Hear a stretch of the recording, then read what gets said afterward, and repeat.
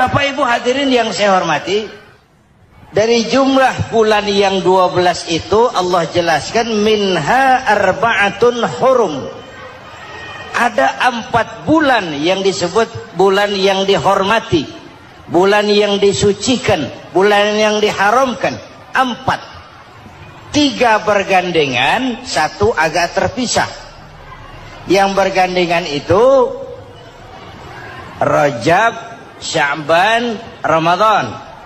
Yang agak terpisah itu Muharram. Ini 4 bulan yang dihormati, disebut Ashhurul Hurum. Saudara-saudara, Muharram ini salah satu dari 4 bulan yang istimewa. Kenapa? Banyak peristiwa besar yang terjadi di bulan Muharram. Hampir semua nabi dan rasul berkaitan dengan Muharram ini. Hampir semua nabi dan rasul. Kita akan kutip beberapa saja dalam konteks kekinian. Pertama, Allah menerima taubatnya Nabi Adam pada hari ke-10 bulan Muharram. Adam itu bapak moyang kita. Dosanya 1, makan buah khuldi, dikeluarkan dari surga. Kita dosanya banyak, kepengen masuk, nggak nyambung. Hai Adam, dari tidak ada kamu saya adakan. Saya perintahkan tinggal di surga. Merasa sepi sendirian, saya ciptakan Siti Hawa supaya kamu tenang. Kamu boleh nikmati semuanya. Ini boleh, itu boleh, ini boleh, itu boleh. Makan, makanlah yang kau mau. Minum, minumlah yang kau suka. Pakai, pakailah yang kau senang. Satu yang saya minta, jangan dekati pohon khuldi. Itu kau tidak sanggup, keluar. Diusir dari surga. Sujud Nabi Adam. Kata riwayat 40 tahun sujud membaca Rabbana zalamna anfusana wa illam taghfir lana wa tarhamna lanakunanna minal. Itu namanya istighfarnya Nabi Adam. Istighfar itu kan mengucapkan astagfirullah, basmalah, membaca bismillah. Jangan kayak teman saya disuruh banyak-banyak baca istighfar, benar-benar dia baca istighfar, istighfar, istighfar. Bukan itu maksudnya. Nah, maka salah satu amalan yang sangat dianjurkan di bulan Muharram ini memperbanyak istighfar. Tidak ada orangnya yang tidak. Ayo jujur, ini yang kumpul di sini semua, ada nggak yang nggak punya dosa? Yang merasa nggak punya dosa, ayo ke depan. Ada? Tidak ada. Setiap kita, entah kecil entah besar, sengaja, terlupa, pasti mempunyai yang namanya khilaf dan salah. Dan Allah Tuhan kita bukan Tuhan pendendam. Allah Tuhan kita Tuhan yang ramah dan rahmah. Hai manusia, dosamu banyak, tapi ampunanku lebih banyak. Salahmu besar, rahmatku jauh lebih besar. Kau sujud di hadapanku, aku bangga melihatnya. Kau menangis di hadapanku, aku senyum melihatmu. Kau berjalan menujuku, aku berlari menyambutmu. Karena itu amalan yang sangat dianjurkan di bulan Muharram ini memperbanyak istighfar. Itu kalau istighfarnya Nabi Adam. Ada istighfarnya Nabi Yunus. Ibu kenal Nabi Yunus? Di mana kenalannya? So tahu. Nabi Yunus itu ketika berdakwah kepada kaumnya yang bandel, memberikan peringatan mau beriman akan turun azab. Kapan Yunus? Akan. Kenapa mesti akan? Sekarang aja kalau mau saya tungguin. Kurang ajar betul ini umat. Akhirnya Nabi Nuh menghindar dengan perhitungan, kalau azab tidak turun saya sudah jauh. Meragukan janji Tuhan. Lalu naik kapal, dinaiki oleh Yunus, kapal mogok. Dicari siapa biang keroknya ini. Diundi, ternyata Yunus. Sampai 3 kali diundi. dibuanglah Yunus ke dasar laut, ditelan oleh ikan nun atas perintah Allah. Telan itu Yunus, jangan pakai dikunyah, rusak urusan. Telan saja, simpan di perutmu. Dibawa oleh ikan nun ke dasar lautan. Itu yang oleh Quran dikatakan bertemulah 3 macam kegelapan. Zulumatun salas, gelapnya tengah malam, gelapnya di dasar laut, gelapnya di dalam perut ikan. Itu namanya peteng, mbahnya gelap. Di perut ikan itulah Nabi Nuh sadar akan kesalahannya. Allah meragukan janji Allah. Ia sujud di dalam perut ikan itu, membaca la ilaha illa anta subhanaka inni kuntu. Itu istighfarnya Nabi Yunus. Dibacakan istighfar begitu, ikan sakit perut, Pak. Di dasar laut kemana mau cari apotik? Dia naik ke permukaan, memuntahkan isi perutnya. Nabi Yunus keluar dengan selamat. Itu pun terjadi pada hari ke-10 bulan Muharram. Istighfar intinya itu. Itu amalan utama bulan Muharram, memperbanyak istighfar. Allah selamatkan Nabi Nuh dari bahtera banjir yang luar biasa 10 Muharram.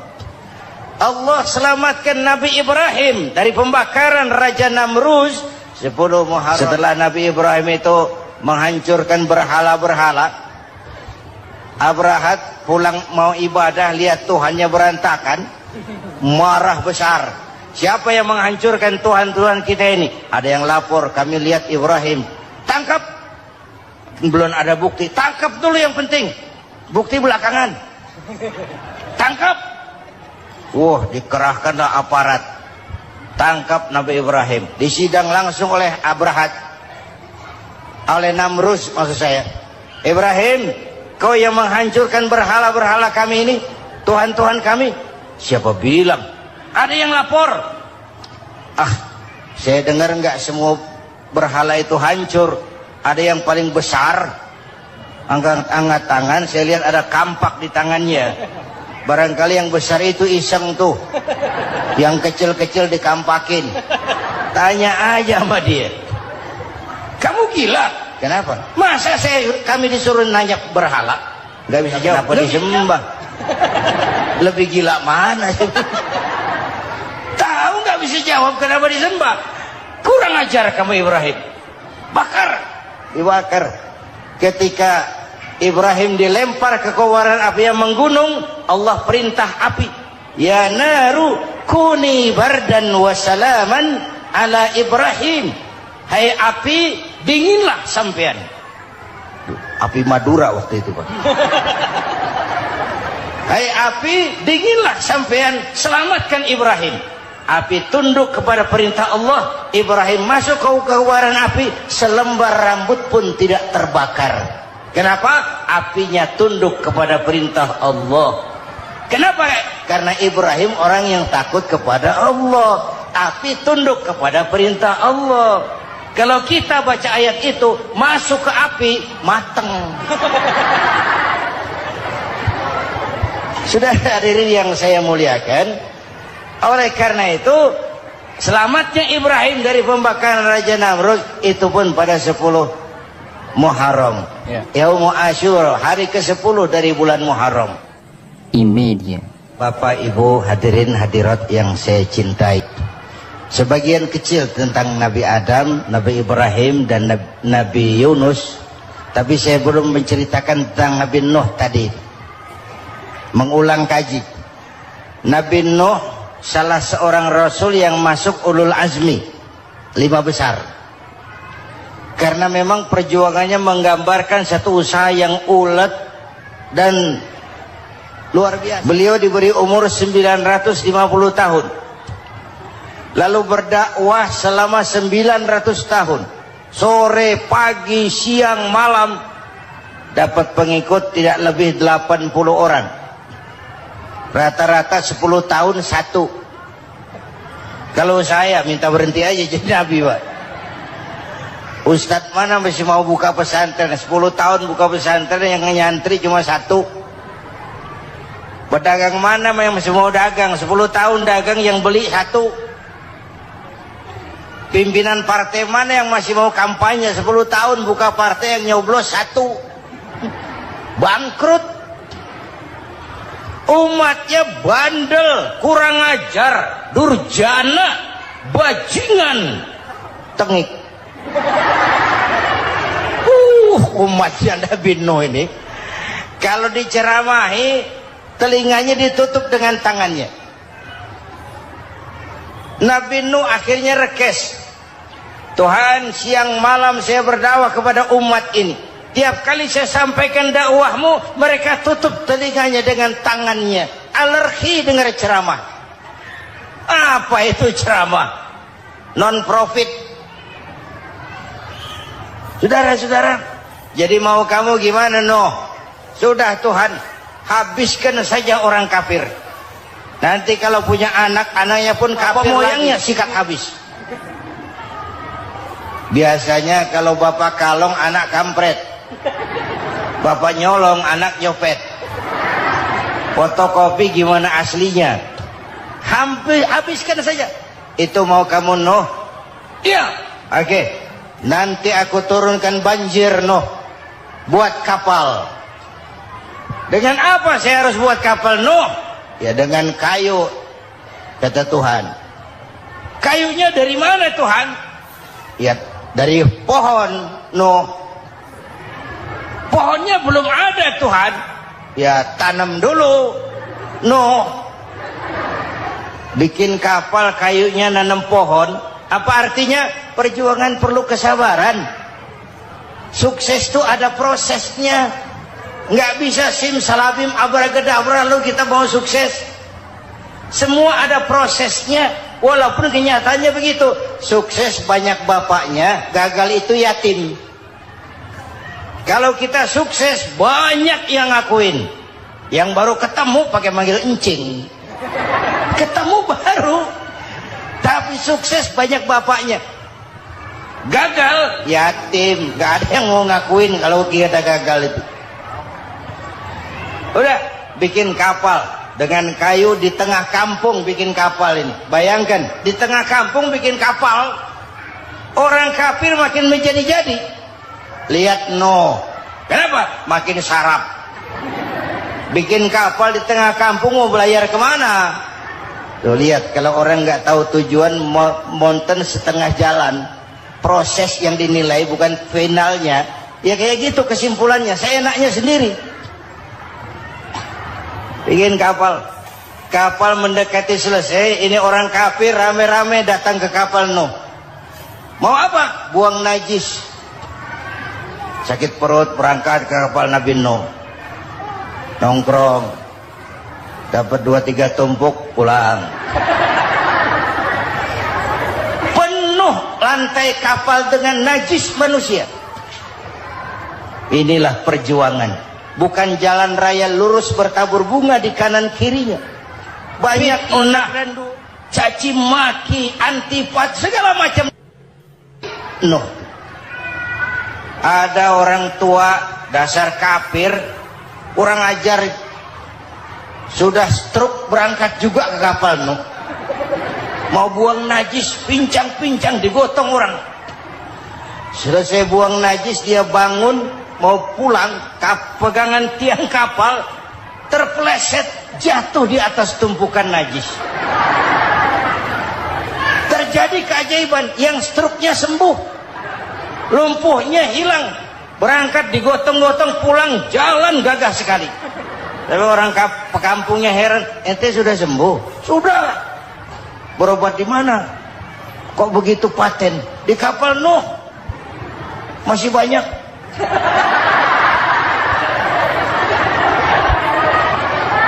Yang berasa perlu obat bawa rantang. Ambil. Bersih lagi geladak kapal itu. Sudah selesai Nuh? Selesai. Oke, kau orang yang beriman bersamamu, binatang serba sepasang, naik Nabi Nuh, naik orang beriman sepasang. Ini cikal bakal penyelamatan manusia, Pak. Naiklah orang beriman, sudah naik semua. Nabi Nuh kontrol, Ini contoh buat kita. Kontrol. Sudah naik semua teman-teman? Sudah. Pemimpin yang baik bukan cuma terima laporan di belakang meja. Laporan itu yang mana juga bagus. Sama juga kampanye. Kampanye yang mana juga merdu. Kalau saya. Kalau aja yang dihitung. Pernah ada calon bupati kampanye janji, kalau saya berhasil kita akan banyak bangun jembatan di daerah kita. Tanya, Pak, nggak ada sungai di kampung kita, Pak. Dia bilang, sungainya kita bangun sekalian. Udah kadung janji, mana pula orang mau bangun sungai itu. Saudara-saudara, kontrol. Jangan cuma tunggu laporan di belakang meja. Semua laporan bagus. Ya, Bu? Bu?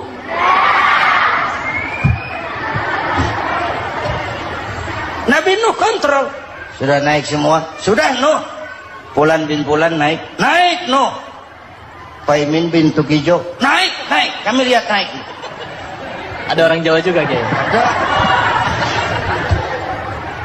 Sudah kontrol. Kanan anak saya ikut nggak naik kapal? Kami tidak lihat itu, Nuh. Kanan. Ini potret. Bapaknya aktif ke masjid. Ibunya rajin ke majelis taklim, anaknya keleleran kemana-mana. Bukan di sini, di Prancis.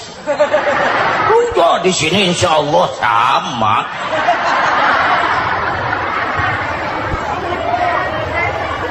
Nuh karena sayang anak, Nuh karena cinta anak, Nuh karena tanggung jawab anak, cari naik ke atas kapal. Lihat Kanaan, anak saya? Nggak lihat, Nuh. Turun ke ruang bawah, periksa lagi. Mang, ayah Kanaan di dia.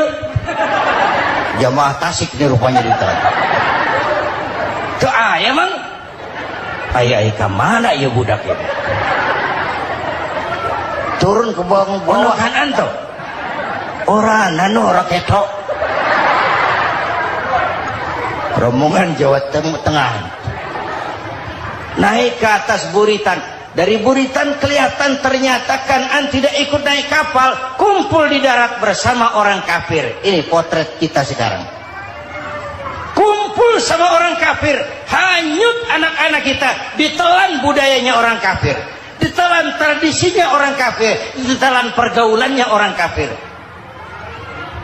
Nuh karena sayang anak dari atas manggil. Dalam Quran dijelaskan itu. Karena Nabi Nuh di atas, Kanaan di bawah, teriak, ya bunayyar kam ma'ana. Begitu dalam Quran ayatnya. Coba ini pakai gaya memanggil supaya kelihatan kegambar, kira-kira Nuh manggilnya begitu. Ini namanya gaya dakwah, Pak. Kalau ceritanya datar nggak menarik. Maka Nuh memanggil Kanaan, ya bunayyar kam ma'ana. Kata yang dengar,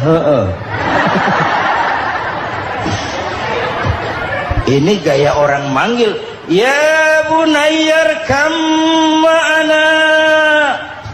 Kanaan, kesini nak, naik kapal sama papi. Di bawah itu, nggak mau papi, John di sini saja. Kata Nuh, jangan nak, Allah sedang murka, akan turun banjir. Kalau datang banjir papi, sa'awi ila jabalin ya'simuni minal ma', saya akan naik ke gunung tinggi yang bisa menyelamatkan saya dari banjir. Kanaan naik ke gunung, gunung dihantam banjir, Kanaan mati sampai sekarang. Yang kelima, Nabi Musa, kisah Muharramnya ini. Lahir dalam kondisi yang sulit karena Fir'aun mimpi akan lahir seorang anak dari keturunan Bani Israel yang akan menghancurkan kerajaannya. Kata Fir'aun, sudah lahir belum anaknya? Belum. Kalau gitu mulai malam ini laki-laki dilarang bergaul sama istrinya. semua perempuan hamil di bawah pengawasan negara. Mulai hari ini kalau lahir anak laki-laki turut nama Bani Israel, penggal. Satpol PP disiapkan. Udah ada kayaknya. Ada. Patroli.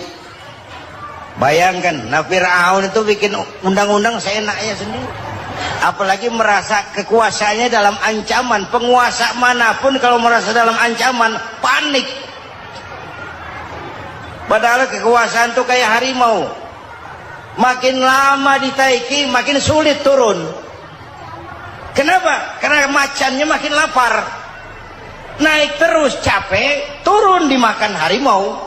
Serba sulit.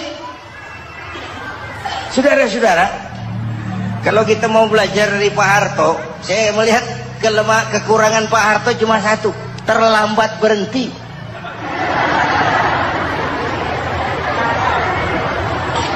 Terlambat berhenti. Di sekelilinginya banyak tukang-tukang jilat, tukang-tukang semir. Pak, kalau tidak ada Bapak kami bagaimana, Pak? Bapak Ibu hadirin yang saya hormati, tapi kehendak Allah terjadi. Lahirlah Musa. Bayinya dihanyutkan di sungai Nil. Bayi sudah menderita, dihanyutkan di sungai Nil. Dan akhirnya besar di lingkungan istana Fir'aun. Diriwayat oleh Ratu Aisyah, perempuan Fir'aun. Setelah mulai berjuang, terjadilah itu. Musa dan pengikutnya dikejar oleh Fir'aun. Sampai di tepi laut, Allah wahyukan Musa, lempar tongkatmu ke laut. Dalam kondisi darurat, mukjizat tiada jalan. Kondisi darurat. Kalau tidak, mukjizat itu maunya Allah, bukan maunya Nabi. Nabi nggak kuasa. Allah yang mau. Tapi hidup Nabi bukan mukjizat, manusiawi. Tidak mentang-mentang ada mukjizat tongkat, tiap sulit main tongkat. Nggak usah berjuang kalau begitu. Itu darurat menyelamatkan umat. Tongkat dilempar ke laut, laut terbelah. Laut terbelah. Itu secara visualnya bisa kita lihat dalam film The Ten Commandments. Udah nonton belum? Urusan nonton kalah sama Ustadz bagaimana sih? Ten Commandments, 10 firman Tuhan. Tekniknya bagus tuh. Bagaimana laut terbelah. Musa lewat. Fir'aun mengejar. Musa sampai di ujung sana. Fir'aun masih di sama tengah perjalanan. Laut nutup kembali. Laut menutup kembali. Fir'aun tenggelam. Cengap-cengap di lautan. Begitu nafas sampai di tenggorokan, Fir'aun sambil cengap-cengap itu, amantu bi Rabbi Musa wa Harun. Duh, kalau begini mah saya juga percaya sama Tuhannya Musa. Malaikat maut jengkel, goblok loh. Terlambat sekarang. Ditenggelamin terus. Modar. Musa selamat. Fir'aun mati. Jenazahnya, jasadnya terdampar di pinggir laut. Beberapa waktu kemudian ditemukan di balsam, diawetkan. Itu sesuai janji Quran. Wa kadzalika nunajjika bi badanika litakuna liman khalfaka ayah. Kami selamatkan badan kamu agar jadi pelajaran bagi orang-orang sesudah kamu nanti. Janji Quran tepat. Janji itu 14 abad yang lalu. Jasad Fir'aun ditemukan, dimumi, diawetkan, dibalsam di bawah nama Farao Ramses II. Sekarang tersimpan di Museum Negara di Mesir. Kapan-kapan nanti ibu main ke Mesir, mampir. Naik ojek paling berapa itu? Oh, orangnya tinggi, hidungnya mancung, pokoknya pantaslah jadi Fir'aun. Selamatnya Musa di kejaran Fir'aun di ujung sana itu terjadi pada hari ke-10 bulan Muharram, yang oleh orang Nasrani diperingati dengan hari raya Paskah. Mereka melaksanakan puasa, mensyukuri nikmat keselamatan dari kejaran Fir'aun. Makanya kalau kita ikut puasa di bulan Muharram bukan mengikuti syariatnya Nasrani, salah. Karena Nabi mengajarkan, itu sumbernya. Bukan ikutan sama ibadahnya Israel. Tapi memang agama ini kan merupakan mata rantai. Datang Rasul baru melengkapi Rasul sebelumnya, datang Rasul baru melengkapi Rasul sebelumnya. Mata rantai yang berkaitan. Setelah Muhammad selesai, selesailah tugas Nabi dan Rasul. Selesailah misi Nabi dan Rasul. Tidak ada Nabi lagi sesudah Nabi Muhammad. Itu harga mati, titik. Gak ada kompromi. Siapapun sekarang ini nggak datang ngaku jadi Nabi, wajib tidak percaya. Wajib tidak percaya. Tapi kaitannya memang kita bilang Nasrani, orang bahasa Arab, bahasa Ibraninya Nazaret, Nasiroh, Nazaret, itu beda dialek. Kita Daud, dia David.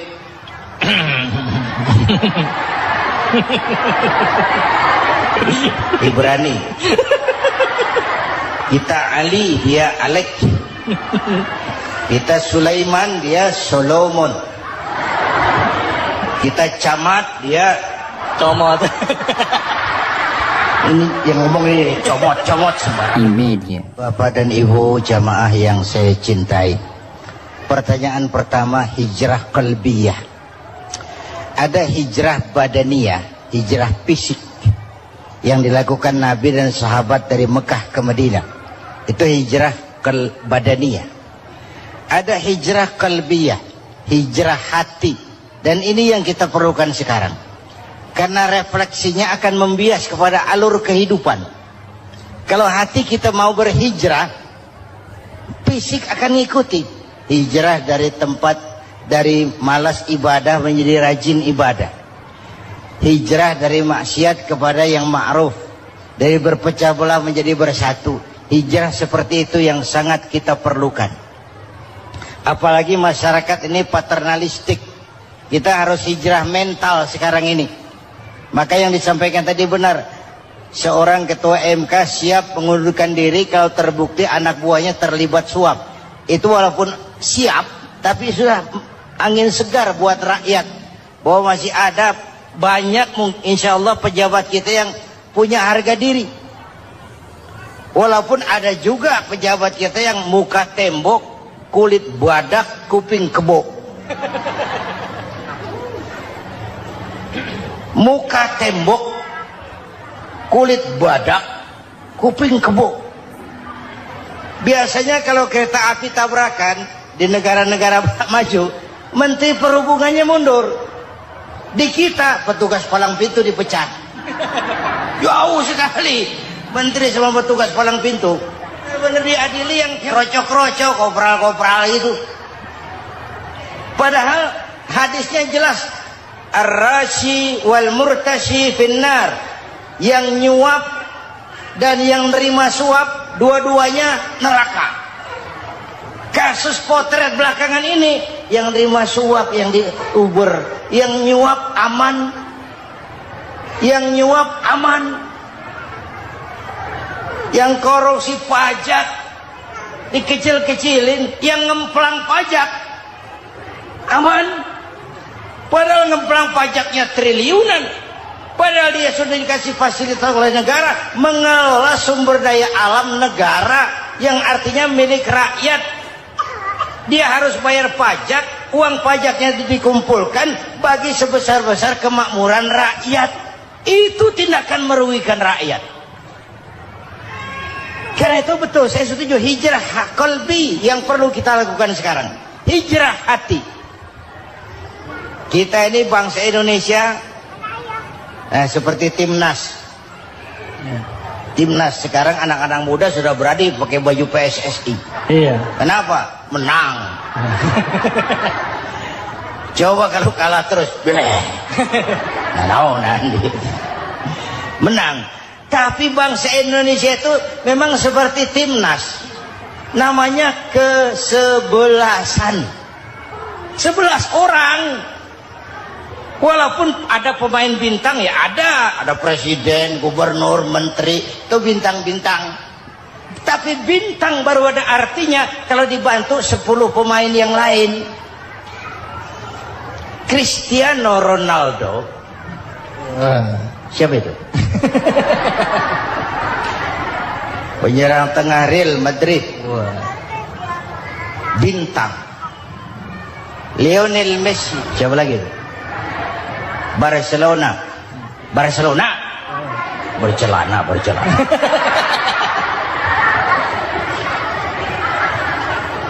Michael Rooney, bintang Manchester United.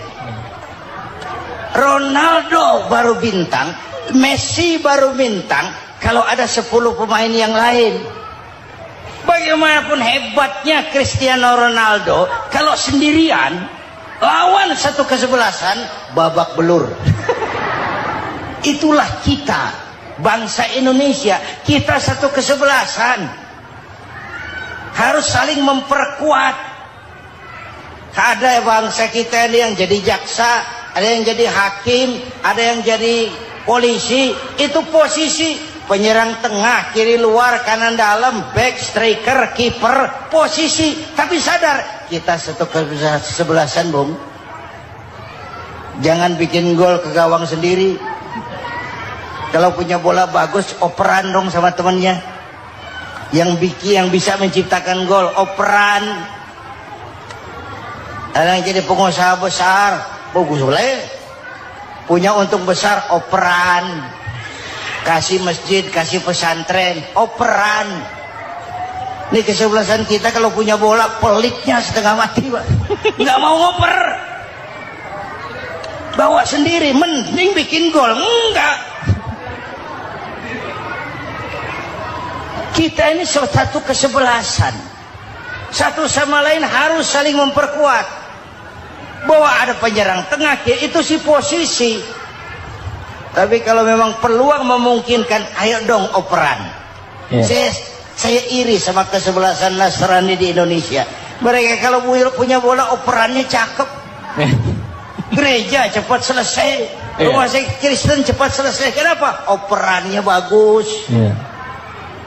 Kita ini kalau punya bola bawa sendiri, nggak mau ngoper. Maka masjid nggak selesai-selesai. Madrasah banyak yang bocor. Rumah sakit Islam kalah bersaing. Kenapa? Operannya berat. Yuk menyadari kita ini timnas, satu kesebelasan. Jangan menjegal kawan seiring, kawan sendiri dijegal. Sudah musuh terlalu kuat, gawang sendiri dijebol. Akhirnya terbalik kita ini.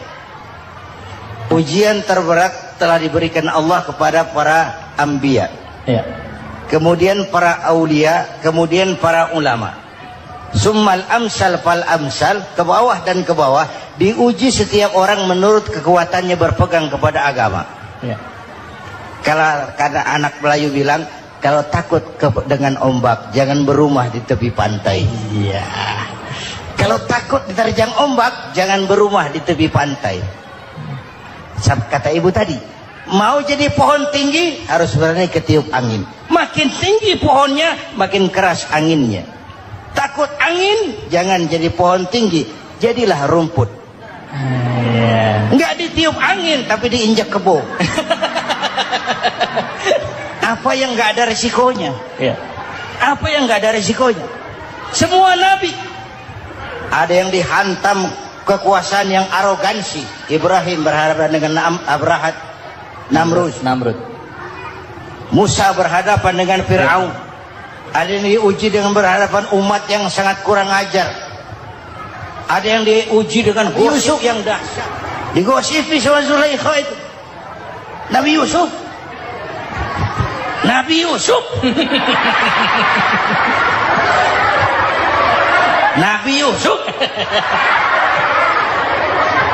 Yang namanya gosip itu kan menyebarkan keburukan orang. Kalau benar saja hukumnya ghibah. Kalau salah hukumnya fitnah. Fitnah lebih bahaya dari pembunuhan. Benarnya ghibah, salahnya fitnah. Saudara hadirin yang saya hormati, jadi resiko itu biasa. Tidak ada yang tanpa resiko. Kalau berani, kalau takut ombak, jangan berumah di tepi pantai. Tinggal bagaimana kita menyikapinya. Kalau kita dewasa, ini bagian ibadah saya kurang. Mungkin karena dia omongin orang, tambah pahala saya. Mungkin karena dia omongin orang, tambah pahala saya. Maka saya ngadepi gosip sepatah pun saya nggak ngomong. Saya cicing, wae cicing. Saya percaya masyarakat itu punya filter. Amin. Saya percaya Tuhan itu. Pada pertemuan terdahulu sudah kita bicarakan bahwa orang yang menjalankan ibadah Ramadan dengan baik, dalam arti siang dia laksanakan ibadah puasa, sementara dia hidupkan malam-malam Ramadan dengan sholat tarawih, i'tikaf, tadarus Al-Quran dan sebagainya. Orang yang semacam itu keluar dari Ramadan dijanjikan oleh Allah, ghufira lahu ma taqaddama min zambihi, diampunkan segala dosa yang pernah dia kerjakan. Sehingga ia keluar dari bulan Ramadan seperti bayi baru dilahirkan oleh ibunya, bersih, tidak punya dosa kepada Allah lantaran sudah dibersihkan oleh ibadah Ramadan. Jadi dalam Islam dosa itu ditebus dengan taubat, dengan amalan kita sendiri, bukan dengan uang, tidak juga dengan beras. Saya percaya kalau dosa bisa ditebus dengan beras misalnya, barangkali Menteri Pertanian akan lebih dulu masuk surga. Kalau dosa bisa ditebus dengan uang, mungkin Gubernur Bank Sentral atau para Menteri Keuangan akan menjadi penghuni surga nomor wahid. Dalam Islam dosa ditebus dengan taubat kepada Allah. Orang yang melaksanakan ibadah dengan baik di bulan Ramadan, keluar Ramadan, masuk 1 Syawal seperti bayi baru dilahirkan oleh ibunya. Pantas dia mengucapkan minal aidin, semoga kami termasuk orang yang kembali kepada fitrah, suci, bersih. Dia rayakan hari itu, hari di mana dia kembali kepada kesucian. Itulah hakikat daripada Idul Fitri. Dengan kata lain, Idul Fitri ini tidak bisa dilepaskan kaitannya dengan ibadah Ramadan. Hanya oleh karena kita melaksanakan ibadah Ramadan, maka kita rayakan Idul Fitri.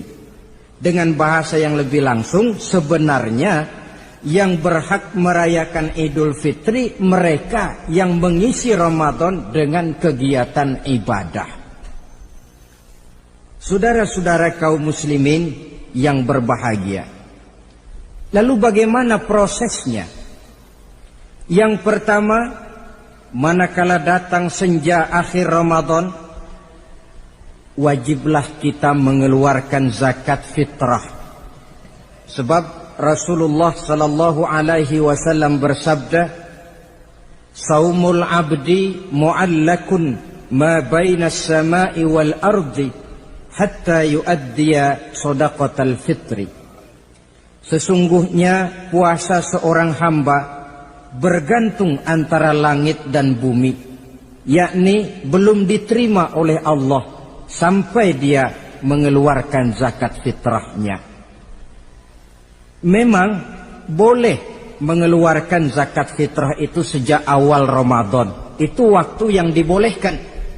Jadi saudara tidak mau sibuk, begitu 2 hari puasa lalu bayar zakat fitrah, boleh. Tetapi waktu yang wajib sejak terbenam matahari akhir Ramadan. Waktu yang terbaik untuk membayar zakat fitrah selesai sholat subuh sebelum orang berangkat melaksanakan sholat Idul Fitri. Waktu yang makruh setelah orang selesai sholat Idul Fitri lalu baru bayar zakat fitrah, makruh di situ. Sedangkan waktu yang haram apabila matahari terbenam pada hari raya tanggal 1 Syawal baru mau bayar zakat fitrah, sudah haram hukumnya. Jadi diawali dengan membayar zakat fitrah. Dan ini merupakan realisasi daripada latihan puasa, cinta kepada fakir miskin. Orang bilang kan bulan Ramadan itu katanya bulan latihan. Kata orang Jawa, month of training. Bulan latihan. Apa sih perlunya latihan? Kalau PSSI masuk latihan, tentu keluar latihan mainannya makin bagus. Elias Pikal masuk latihan, keluar latihan gaya tinjunya makin hebat. Itu perlunya latihan. Kalau latihan tiap hari tapi main kalah terus, orang kan bilang buat apa latihan kalau main kalah terus. Kita muslimin selama Ramadan sebulan penuh masuk latihan. Latihan sabar, latihan jujur, latihan disiplin, latihan sederhana, latihan mengendalikan nafsu. Berhasil atau tidaknya latihan itu kelihatan dalam gaya hidup kita sesudah keluar Ramadan. Kalau tidak, Ramadan sabar, habis Ramadan habis sabarnya. Ramadan rajin ke masjid, selesai Ramadan selesai ke masjidnya. Ramadan rajin baca Quran, selesai Ramadan selesai rajinnya. Itu pertanda latihan tidak berhasil. Maka salah satu latihan ini kita buktikan kecintaan kita kepada fakir miskin dengan kewajiban membayar zakat dan zakat fitrah. Ya Allah, sudah saya rasakan bagaimana tidak enaknya lapar dan haus. Sudah saya rasakan bagaimana tidak enaknya penderitaan orang-orang fakir dan miskin yang tiap hari kelaparan dan kehausan. Sebagai pertanda, ya Allah, saya keluarkan zakat fitrah ini untuk orang-orang fakir dan miskin. Itu kita keluarkan pada saat matahari akhir Ramadan terbenam. Masuk malam pertama bulan Syawal. Malam takbiran kalau istilah di kampung kita ini. Allah Subhanahu wa taala dalam Al-Qur'an menjelaskan, "Walitukmilul iddata." Hendaklah engkau sempurnakan jumlah bilangan hari puasamu. Berpuasa sebulan penuh. 30 hari atau lebih sering 29. Bila sudah sempurna hari puasa itu, walitukabbirullah, hendaklah engkau agungkan Allah. Hendaklah engkau bertakbir. Oleh karena itu disunahkan menghidupkan malam 1 Syawal, malam hari raya Idul Fitri itu dengan memperbanyak takbir.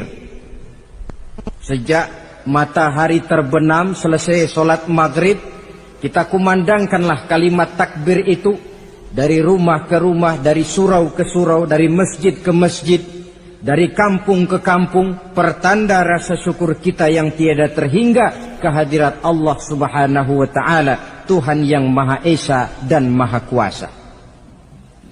Entah kenapa, bila matahari akhir Ramadan terbenam, datang malam 1 Syawal, berubah perasaan kita. Sedih menjadi gembira, sukar menjadi mudah, hati yang tadinya digenangi air kebencian berubah menjadi hati yang penuh dengan cinta kasih kepada sesama. Kumandang takbir bagi orang-orang yang hidup tinggal di rantau, mengingatkan dia kepada kampung halamannya. Terkenang dia sungai tempat dia mandi, lapangan tempat dia bermain. Oi, kampuang nan jauh di mato katanya. Sehingga orang-orang yang tinggal di tanah rantau diusahakannya benar supaya bisa berlebaran pulang mudik katanya, nak berkumpul dengan sanak keluarganya supaya lebih mudah bersilaturahmi sambil mengenang masa-masa lalu di kampung halaman. Jadi setelah zakat fitrah kita tunaikan, sambutlah malam Idul Fitri itu dengan memperbanyak takbir. Ini disunahkan. Menghidupkan malam lebaran dengan memperbanyak takbir. Bukan memperbanyak bakar petasan. Itu kan pekerjaan mubazir. Dan mubazir itu jelas perbuatan setan. Ada yang bilang katanya bakar petasan itu nambah syiar. Syiar macam mana datang dari petasan? Sebagian lagi Berjaga-jaga juga, tapi bukan dengan memperbanyak takbir. Bergadang-gadang di pinggir jalan, ngebut dengan kendaraan aneka warna. Tidak itu yang diajarkan agama. Berkumpul kita di surau, berkumpul kita di masjid, paling kurang berkumpul di rumah dengan keluarga. Ramai-ramailah kita bertakbir, memanjatkan puji dan syukur kepada Allah. Ya Allah, kalau tidak lantaran petunjukmu, sulit rasanya melaksanakan perjuangan yang berat sebulan penuh ini. Melatih diri, membina takwa, mengharap ridho. Dengan lapar, melilit perut. Dengan haus, mencekik kerongkongan. Bersyukur kami kepadamu ya Allah. Dan sebagai pertanda, kami kumandangkan kalimat takbir, memuji keagungan dan kebesaranmu. Allahu Akbar, Allahu Akbar, Allahu Akbar, walillahil hamd. Saudara-saudara kaum muslimin rahimakumullah. Di dalam satu hadis dari Ubadah bin Samit diriwayatkan oleh Imam Tabrani, bersabda Rasulullah sallallahu alaihi wasallam, "Man ahya lailatal fitri lam yamut qalbuhu yauma tamutul qulubi." Barang siapa yang menghidupkan malam Idul Fitri, maka hatinya itu tidak akan pernah mati pada saat hati-hati orang lain menjadi mati. Kita yang paling khawatir dalam hidup ini, pada saat hati kita sudah mati selagi jasad masih hidup, menjadilah kita bangkai berjalan dalam pandangan Allah. Badan hidup tapi hati mati, bangkai berjalan dalam pandangan Allah. Jadi ini hakikat merayakan Idul Fitri. Puasa Ramadan sebulan penuh, malamnya ibadah, menunaikan zakat fitrah, lalu malamnya menghidupkan malam dengan takbiran. Yang terjadi kan kita lihat adat yang dibesarkan, ibadat ditinggal. Puasa tidak, taraweh apalagi, lebaran kurang seminggu sudah lebih sibuk dia daripada yang puasa. Ke pasar kayaknya pasar mau dibeli semua. Rumah pun dicat, dikapur, baju diperbarui. Itu kan kulit. Memang lebih bagus kalau kulitnya baik, isinya pun baik. Tapi yang lebih penting daripada sekedar kulit adalah isi. Hakikat merayakan Idul Fitri kembali kepada kesucian. Kita bersih, tidak punya dosa kepada Allah. Itu kita rayakan. Dengan apa? Nah, oleh seorang ulama, Al-Imam Zakiyuddin Abdul Azim bin Abdul Quwa Al-Munziri, diberikan contoh bagaimana Rasulullah sallallahu alaihi wasallam itu merayakan Idul Fitri.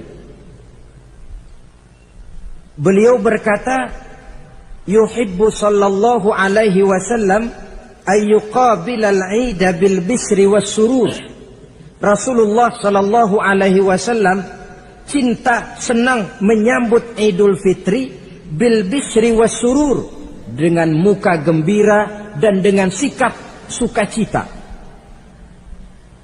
Jadi merayakan Idul Fitri bil bisri was surur, muka menunjukkan kegembiraan.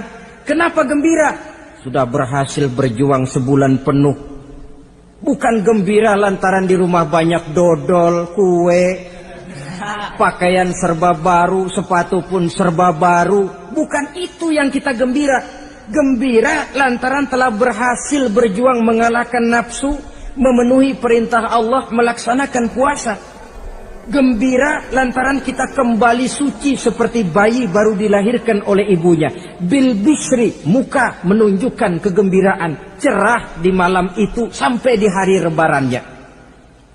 Jadi walaupun barangkali oleh karena kesulitan ekonomi tidak terbeli itu baju yang baru, tidak terbeli itu sepatu yang baru, tidak terbeli itu makanan dan kue seperti tetangga, jangan sampai mengurangi kegembiraan kita.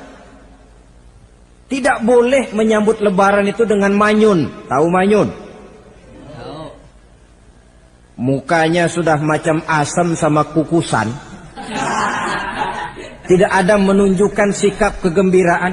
Nabi menghadapi hari itu bil bisri was surur, dengan muka cerah dan dengan sikap gembira. Tapi gembira dalam arti tetap pada jalur kontrol. Lalu apa lagi? Wattaubatu lillahi ta'ala, dengan tetap melaksanakan taubat kepada Allah. Wan nadam 'alal khataya, menyesal terhadap segala kesalahan yang pernah dikerjakan.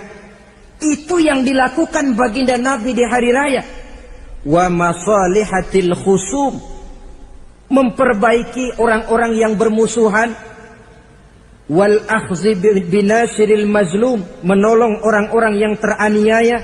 Wasillatil arham, melaksanakan silaturahmi. Wal ihsan ilal fuqara, berbuat kebaikan kepada kaum fakir miskin. Wa ziyaratil aqarib, menziarahi, mengunjungi kaum kerabat.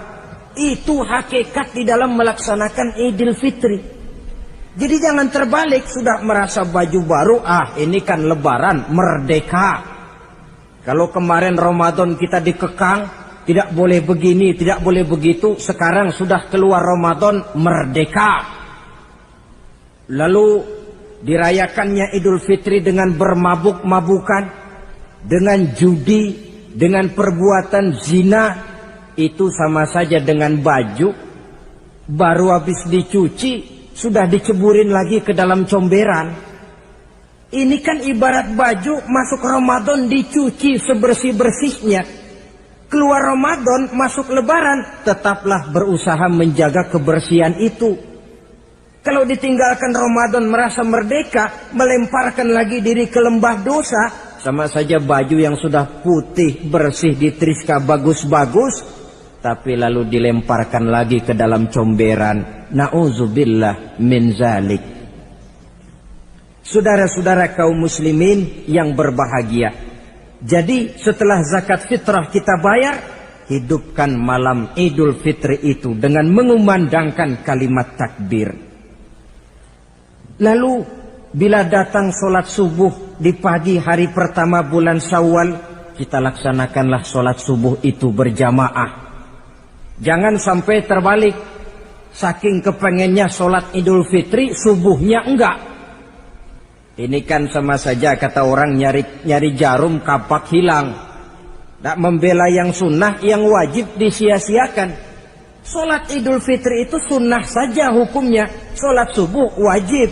Masakan yang wajib kita tinggalkan, lalu yang sunnah kita kejar-kejar. Terbalik tentunya. Lalu manakala usai kita sholat subuh masih mengumandangkan takbir, bersiap-siaplah kita untuk berangkat menunaikan sholat Idul Fitri. 2 rakaat, lalu diiringi dengan khutbah hari raya Idul Fitri. 2 khutbah, seperti khutbah Jumat itu. Khutbah pertama dan khutbah kedua. Kalau selesai melaksanakan sholat Idul Fitri, maka kembalilah kita ke rumah dengan suasana gembira. Untuk apa? Untuk berhalal bihalal. Istilahnya untuk berlebaran, saling meminta maaf. Kenapa? Dengan ibadah Ramadan, dosa kita kepada Allah insya Allah bersih. Tapi kan kita tidak cuma berbuat dosa kepada Allah, kita juga berbuat salah kepada sesama manusia. Dosa kepada Allah, taubat langsung kepadanya, sonder pakai calo. Tidak bisa saudara bikin dosa kepada Allah, datang ke rumah saya, Pak inilah saya kasih uang, tolong mintakan taubat saya kepada Allah. Ya tidak bisa. Dosa kepada Allah langsung bertaubat kepadanya. Tapi dosa kepada sesama manusia, Allah belum akan memberikan ampun kalau kita belum minta maaf kepada yang bersangkutan. Ini sulitnya. Kalau saudara dosa meninggalkan sholat, taubat kepada Allah. Tapi kalau dosa kepada sesama manusia, saudara mencuri sendal orang, cara taubatnya bagaimana? Pertama menyesal, kenapa mencuri? Yang kedua berjanji tidak akan mencuri lagi. Yang ketiga meninggalkan perbuatan mencuri. Dan yang keempat, sendal orang pulangin. Tidak bisa saudara mencuri sendal, Tuhan taubat, nggak lagi-lagi nyolong sendal, tapi sendal orang dibekap terus, nggak dipulang-pulangin, ya tidak termasuk taubat itu. Itulah sebabnya selesai sholat Idul Fitri, kita pun meminta maaf. Nah, siapa yang harus lebih utama kita mintakan maaf? Satu riwayat menjelaskan bahwa selesai sholat Idul Fitri, para sahabat mendengar Rasul mengucapkan amin sampai 3 kali. Amin, amin, amin. Heran para sahabat, ini Rasulullah tidak ada angin, tidak ada hujan, kenapa amin sampai 3 kali? Mereka pun bertanya, ya Rasul, tadi amin sampai 3 kali kenapa? Kalian tidak tahu? Tidak tahu ya Rasul. Begini, tadi itu selesai sholat, turun malaikat Jibril kepada saya. Beliau berkata, ya Muhammad, saya hendak berdoa kepada Allah. Maukah kau mengaminkan? Silahkan Jibril, berdoalah, saya akan mengaminkan. Rasul berdoa, Nabi mengaminkan. Doanya berisi 3 macam permohonan, maka Rasul pun 3 kali mengucapkan amin. Logikanya, kalau sudah malaikat Jibril yang berdoa, lalu Rasul yang mengaminkan, apa iya doanya itu meleset? Apa isi doa malaikat Jibril?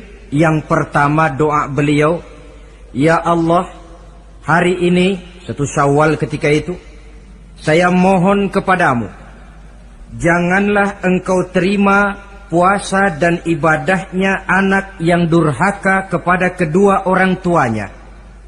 Rasul di belakang, amin. Anak yang durhaka kepada ibu bapaknya. Ya Ramadan dia puasa di siang hari, malam dia taraweh, dia tadarus Al-Quran. Kalau sudah durhaka kepada ibu bapaknya, ibadahnya didoakan oleh malaikat Jibril, diaminkan oleh Rasul agar tidak diterima oleh Allah Subhanahu wa ta'ala. Sebab itu manakala usai sholat Idul Fitri, pulang kita ke rumah, bersimpuhlah kepada ibu bapa, meminta maafnya, meminta ridhonya. Ibu kita yang telah mengandungkan kita, melahirkan kita antara pilihan hidup dan mati.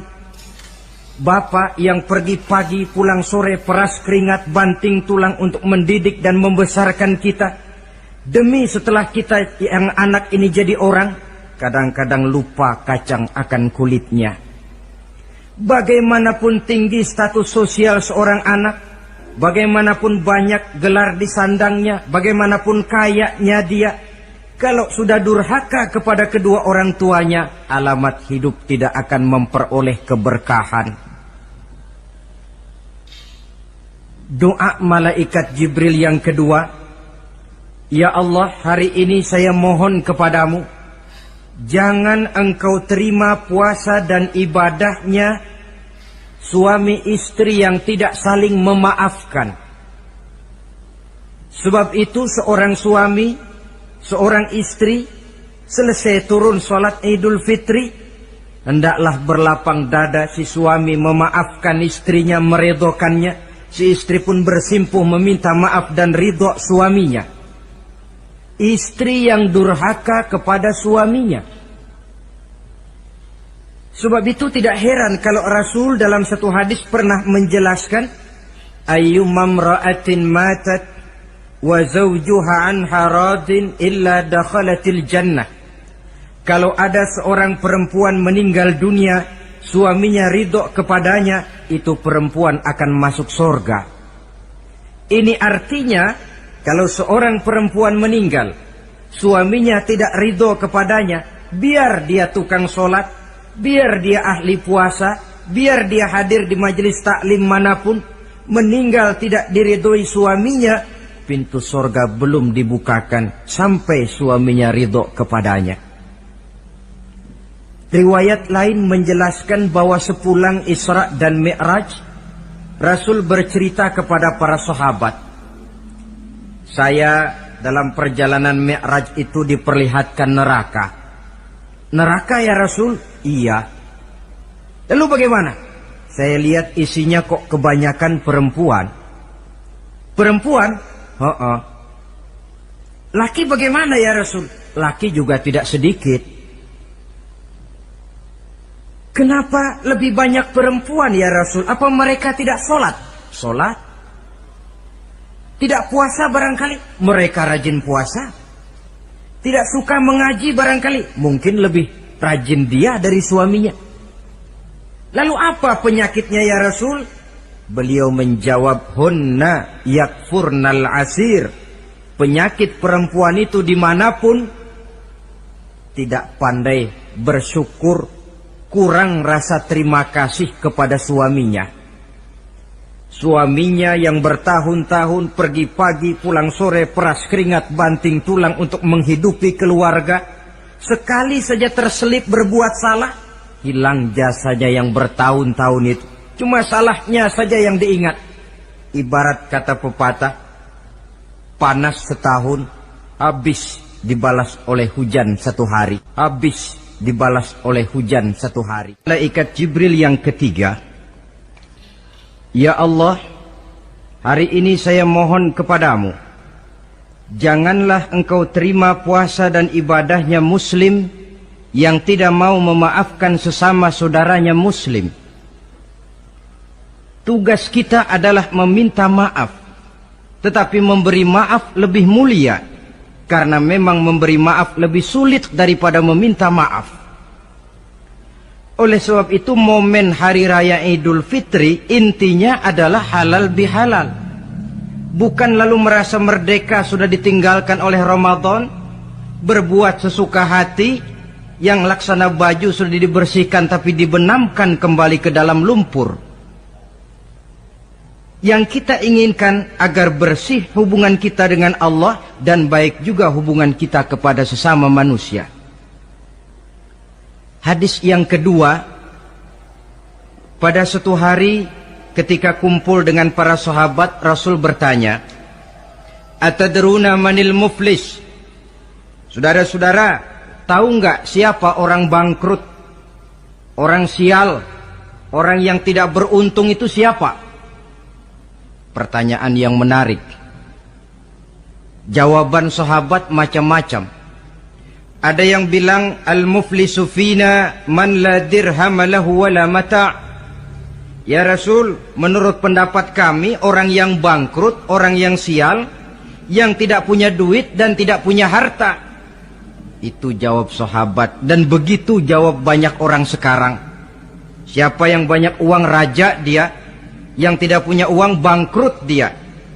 Sampai-sampai pepatah orang Arab bilang, innad darahima fil amakini kulliha taksur rijala mahabatan wa jalala. Uang itu di mana-mana katanya bikin hebat orang yang memilikinya. Coba lihat orang yang tidak punya uang dengan yang punya uang, jangan gaya hidupnya, gaya jalannya saja lain. Coba orang kerja itu hari Kamis sama hari Sabtu lain jalannya. Hari Kamis loyo, lesu, manyun. Tapi kalau sudah hari Sabtu gagah bukan main. Kenapa? Ada uang di kantongnya. Wahia lisanun liman arada fasahatan. Uang adalah lidah yang paling fasih untuk bicara.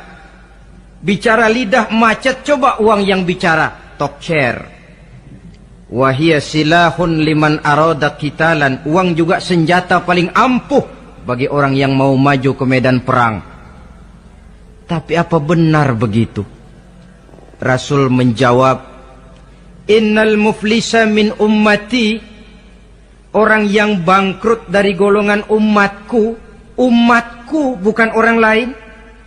Bukan mereka yang tidak punya uang, kata Rasul.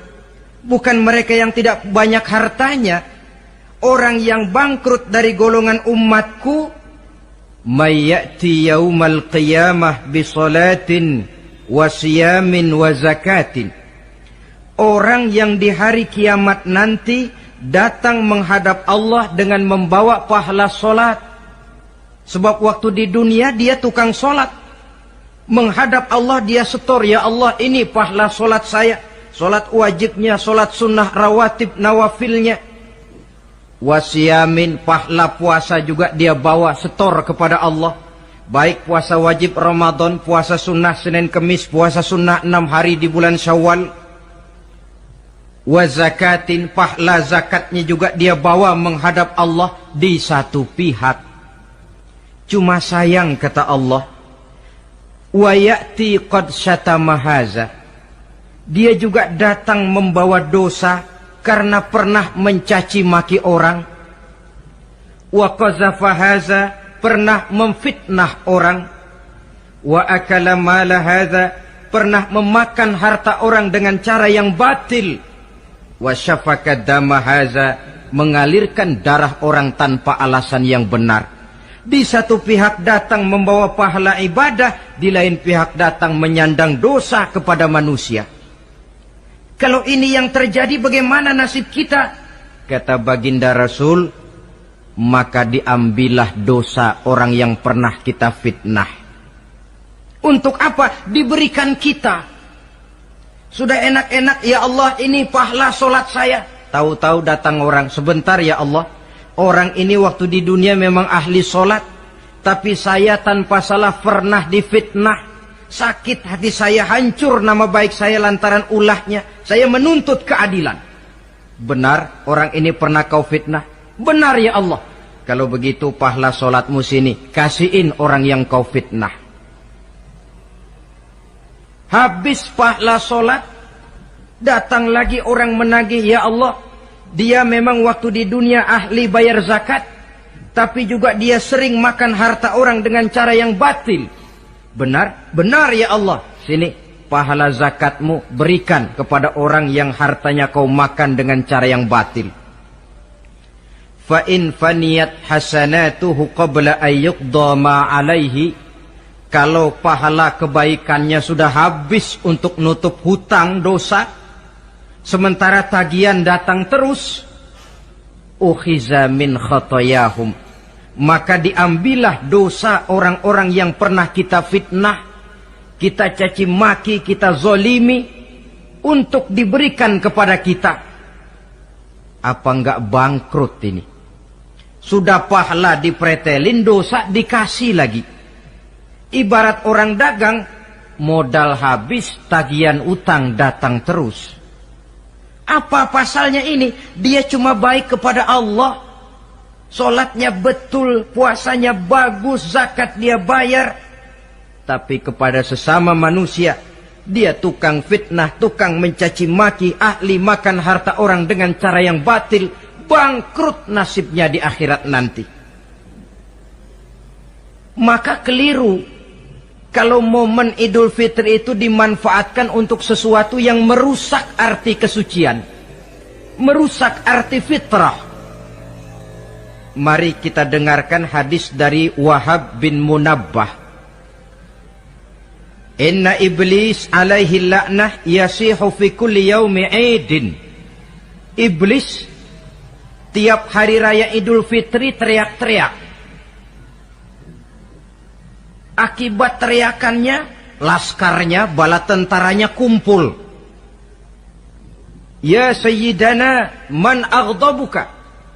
Wahai junjungan kami, kata bala tentara iblis ini, kenapa teriak-teriak macam itu? Apa yang bikin Tuhan begitu jengkel?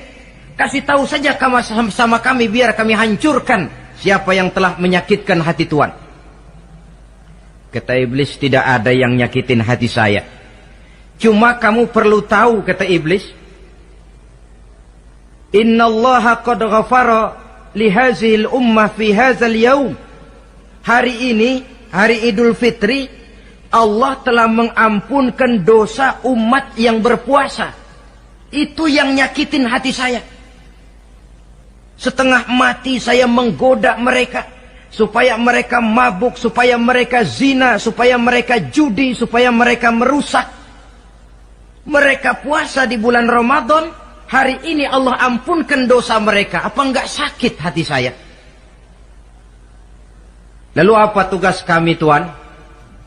Kata tentara iblis ini, fa'alaikum an tusghiluhum bil lazat wasyahawat wa syurbil khamr. Kata iblis, kasih komando dia, begini saja, kau rusak mereka, umat Islam yang dosanya hari ini diampuni, kau rusak mereka bil lazat, dengan segala macam kelezatan, wasyahawat dengan memperturutkan hawa nafsu, wasyurbil khamr dengan meminum minuman yang memabukkan di hari raya Idul Fitri ini. Jadi kalau mereka datang bermaaf-maafan, Allah sudah mengampuni dosa mereka. Tolong kau rusak suasana itu. Tanamkan kepada mereka supaya menikmati hari ini dengan segala macam kelezatan, memperturutkan hawa nafsunya, meminum minuman keras, hanyut di meja judi, sehingga melupakan arti hakikat Idul Fitri yang sebenarnya. Di akhir riwayat ini Nabi pesan, oleh karena itu kata Nabi, ijtahidu yaumal fitri fis sadaqah wa a'malil khair wal birri minas salah waz zakah wat tasbih wat tahlil. Oleh sebab itu kata Nabi, hati-hatilah kamu, sungguh-sungguhlah kamu pada hari Idul Fitri ini melaksanakan segala macam kebajikan seperti sedekah, perbuatan baik, salat, zakat, mengucapkan tasbih, tahlil, karena hari ini Allah telah mengampunkan dosa kamu. Jadi jangan dinodai hari yang bersih itu dengan perbuatan-perbuatan yang tercela. Inilah kelirunya kalau adat lebih dibesarkan daripada ibadat. Kalau menyambut Idul Fitri itu yang lebih diutamakan baju barunya, pakaian serba barunya, rumah serba bersihnya, lalu fasilitas serba adanya, lupa kepada intinya, manusia akan mudah terjerumus menodai hari yang suci dengan perbuatan yang kotor. Saudara-saudara, ma'asyiral muslimin rahimakumullah. Karena itu Rasulullah sallallahu alaihi wasallam pernah menjelaskan apa hakikat hari raya sebenarnya. Beliau berkata, lil mu'mini khamsatu a'yad. Orang beriman mempunyai 5 hari raya. Yang kita tahu kan gampangnya Idul Fitri, Idul Adha, kan itu. Rasul berkata, orang beriman sebenarnya mempunyai 5 hari raya. Hari raya yang dia rayakan dengan kegembiraan. Kapan saja itu? Pertama, kullu yaumin yamurru 'alal mu'min wa la yuktabu 'alaihi zanbun. Setiap hari yang dilalui oleh seorang mukmin tanpa Allah menulis dosanya, itulah hari raya baginya. Jadi kalau berlalu satu hari dan hari itu kita tidak melakukan dosa satupun, itu hari raya. Dengan kata lain, bergembiralah seorang mukmin kalau dia bisa melewati satu hari tanpa di hari itu dia melakukan dosa. Itu hari raya. Aduh, saya girang benar hari ini. Kenapa? Hari ini tidak ada dosa yang saya kerjakan rasanya. Hari raya pertama adalah hari di mana kita lewati tanpa melakukan dosa. Kira-kira bisa nggak satu hari lewat tanpa dosa? Ya, bukan cuma sekedar mau, tapi berusaha untuk bisa. Ini hari raya yang pertama. Yang kedua kata Nabi, al-yaumul ladzi yakhruju fihi minad dunya bil iman wasyahadah wal ismah min kaidis syaitan. Hari di mana dia keluar meninggalkan dunia ini, kembali kepada Allah bil iman, dengan membawa iman, wasyahadah, mengucapkan 2 kalimat syahadat, wal ismah min kaidis syaitan, dan selamat dari tipu daya setan. Saudara-saudara, mati membawa iman, sempat mengucapkan 2 kalimat syahadat, selamat dari tipu daya setan, itu hari raya kita. Sebab apa? Yang paling kita khawatir kalau sudah meninggalkan dunia tanpa membawa iman, tidak sempat mengucapkan 2 kalimat syahadat. Nah, supaya kita mati bisa mengucapkan 2 kalimat syahadat, caranya bagaimana? Ya tergantung latihan dan kebiasaan.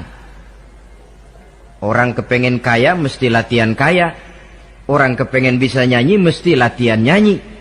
orang yang dalam hidupnya sering mengucapkan 2 kalimat syahadat, insya Allah di akhir hayatnya pun kalimat itu yang akan diucapkannya. Makanya kalau Allah pesan, la tamutunna illa wa antum muslimun, jangan kamu mati kecuali dalam Islam. Bagaimana supaya kita mati dalam Islam? Hidup ini pun biasakan dalam Islam.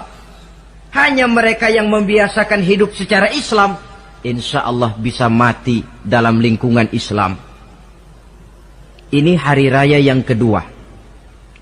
Yang ketiga, al-yaumul lazi yujawizu fihi sirat wa ya'manu min ahwalil qiyamah.